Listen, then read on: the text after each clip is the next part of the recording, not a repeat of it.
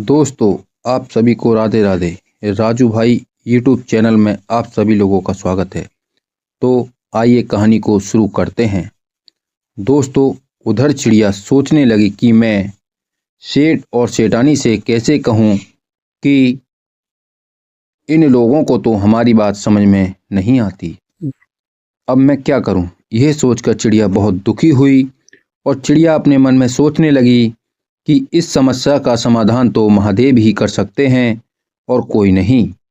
ये सोचकर चिड़िया फिर से कैलाश पर्वत पर पहुंच गई और वहां जाकर के माता पार्वती के चरणों में गिर जाती है।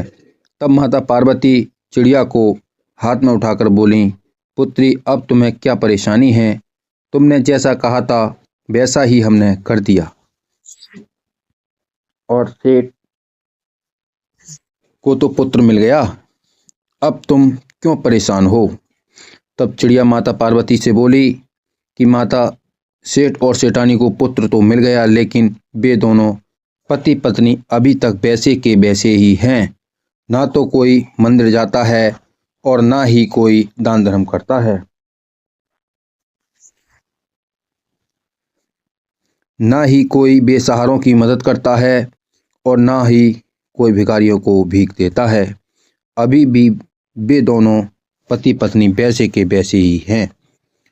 तब महादेव बोले कि चिड़िया, फिर तो उनका पुत्र अल्प आयु ही होगा। तब चिड़िया माता पार्वती के चरणों में गिरकर रोने लगी और रोते रोते कहने लगी, माता, ऐसा नहीं होना चाहिए। उनका पुत्र दीर्घ आयु होना चाहिए, ना कि अल्प आयु। क्योंकि चिड़िया इस बात को जानती थी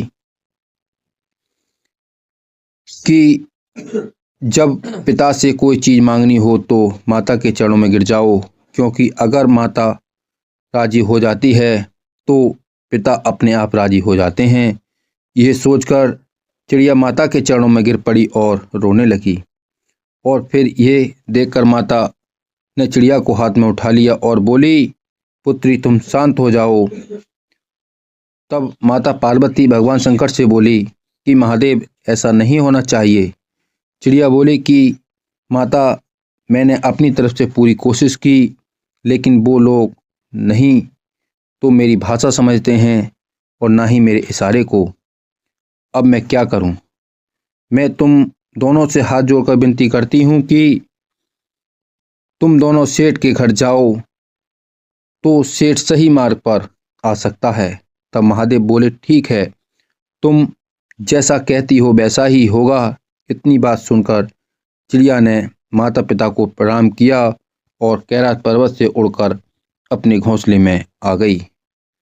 दोस्तों, उधर माता पार्वती और महादेव एक भिखारी का भेष धारण करके सेठ के द्वार पर आ जाते हैं। दोस्तों, आपको हमारी कहानी कैसी लग रही है? आप हमें कमेंट में ज़रूर बताएं। जब तक के लिए आप सभी को राधे राधे।